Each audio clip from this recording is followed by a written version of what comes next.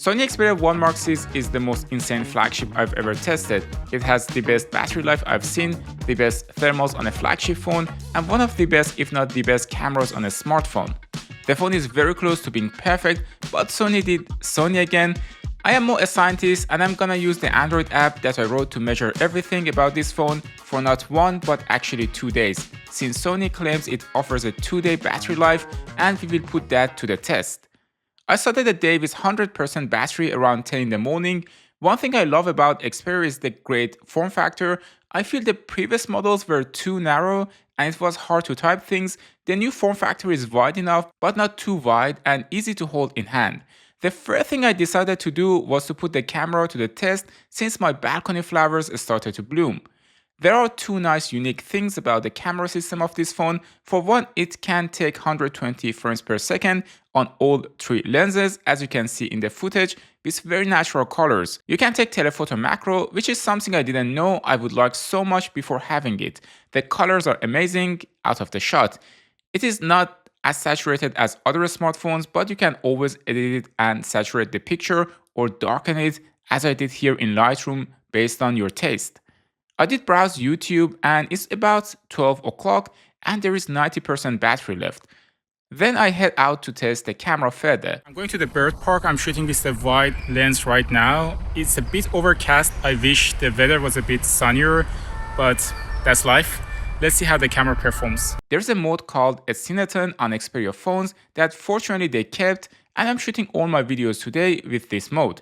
The profile is a bit flat though and gives a film look like to the clip and may not be everyone's taste, especially since we are being conditioned to vivid colors on Samsung and iPhone. This is the quality of the wide lens with S-Cine, no filtering, no color grading. This is quality of the main lens with S-Cine, no color grading, no filtering. This is the quality of the zoom lens, S-Cine, no color grading, no filtering. I like the look of the videos, but I feel the telephoto lens is not as sharp as I want it to be. I started taking videos using the telephoto macro mode. One cool thing about Sony camera app is the ability to pick the focus. This way you can manually find the exact location that you want your focus to be, or even give a nice effect to your footage like I've done here. I use the Pro mode on most of the videos since it gives me the ability to shoot raw, but the auto mode also does a great job. For example, I did take a photo of this doggo that was passing by after asking the owner if she was fine with it. Even though the picture is great to begin with, later I edited the picture in Lightroom to give it a bit of a bokeh effect. Just to test how the auto mode performs, I snapped some videos and also some pictures. There are also different profiles in the camera app, and here I'm using the vivid mode, which most of us more used to because of social media. It was around 3 p.m. and the Xperia had 73% left. The phone never got warm and the max temperature it reached was 31 degrees Celsius, which is 87 degrees Fahrenheit. I had a lot of fun shooting videos with the camera, both in the normal mode and also in the video mode for the telephoto macro. And the footage looked great on all lenses, but again, on the telephoto lens, it is not as sharp as I expected it to be. Xperia 1 Mark VI comes with an SD card slot, and I cannot tell you how great it is for content creation. I was shooting on 120 or 60 frames per second and the files were large. I used my dongle to transfer the footage in a matter of seconds to my MacBook and edit the photos and videos on my laptop without the need for the cloud. I put the link of tools I'm using in the video in the description. In the day and age that all tech companies are trying to sell you cloud storage, the SD card feature is refreshing. The sun was coming out, and to not ruin the footage, I installed an ND filter. ND filters are basically the sunglasses for your camera. The reason you want to use it is that you want to put your shutter speed double the frame rate to give you some motion blur. Otherwise, the footage won't look great, especially if you have soft movements like water or plants. The result was great again, and sometimes I felt I took the footage with an actual Sony camera. I have to critique here though. For one, in the video pro mode, I cannot fix the ISO since you see these annoying light shifts in the footage. And as I mentioned twice already, I feel the telephoto lens is too soft for my taste.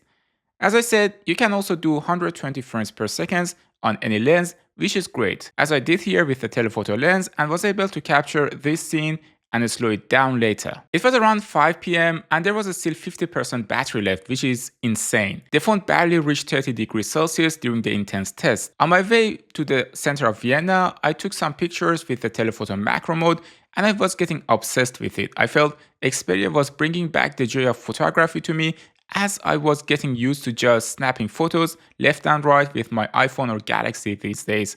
The more you let the technology drive the process, the less control you have over the creative process. I reached Cars Plus during golden hours to capture some pictures. The pictures turned out great with a good dynamic range and not oversaturated. What positively surprised me was the quality of the night photos, even with the telephoto lens, as you can see here. I didn't do any portrait photo on that day, but I want to quickly bring you back to the day before that, when I was comparing the S24 Ultra with the Xperia 1 Mark 6. The video, which by the way is on normal auto mode and not S-Cine here, turned out great with natural colors. The photos also turned out amazing and are probably the best phone camera I've tested for a portrait. In the third picture, Sam's face was a bit too pale for my taste though. I also used the telephoto macro lens to capture this image, and I just love how it turned out. I got home around 10 p.m. and the phone still had 35% juice left and never overheated. I don't play video games on my phone, but some of you asked me to do so. I played Call of Duty as it comes pre-installed on the phone, and I put it on performance mode using a game enhancer. After 20 minutes of playing, the phone got to 35 degrees Celsius, which is 95 degrees Fahrenheit. By the end of the first day, by a heavy use of 5 hours and 49 minutes under lots of data and 5G connection, the phone still had 31% battery left. Sony claims the phone can survive 2 days without a charge. I woke up the next day with 30% battery left, went to the office, played some chess, watched some YouTube, attended some meeting with 13% battery left, and then took some pictures using the Xperia 1 Mark 6, Galaxy S24 Ultra, and iPhone 15 Pro Max. The photos on the Xperia 1 Mark 6 are much more natural compared to the iPhone Pro Max and Galaxy S24 Ultra. Both of these phones oversharpen and oversaturate the pictures for social media. Then I put the phones on stamina mode since it was below 10%. When I had dinner, 5% was left. I played some more chess on my way back home, and in total I used the phone for 2 more hours on the second day, and total screen time with heavy use of camera, videography, and being on 5G most of the time, the phone lasted 2 days at around 11 p.m. with 8 hours of screen on time. Yep, it is crazy. In the world of AI and companies trying to get your money for cloud products and oversharpen, oversaturated images, I'm happy that Sony Xperia 1 Mark 6 exists. The phone is not for everyone and it's expensive. At the same time, we need companies like Sony to do things differently, and I'm happy Xperia phones still exist. A few things. Last time I reported a bug that the video does not look good under low light. It seems it's caused by adaptive frame rate. I turned it off from the menu and didn't encounter any problem. Another thing is that the Sony is just being Sony and there are no Pro Video or Cinema Pro apps here, and there is close to zero control in the current Pro mode for video. So this phone is not the best if you want to do videography. The battery life is great, but sometimes I feel there is a slight lag. I feel the phone is more aggressive in battery management and goes to deeper sleep, or the clock rate is lower. Something is going on and you do notice it from time to time.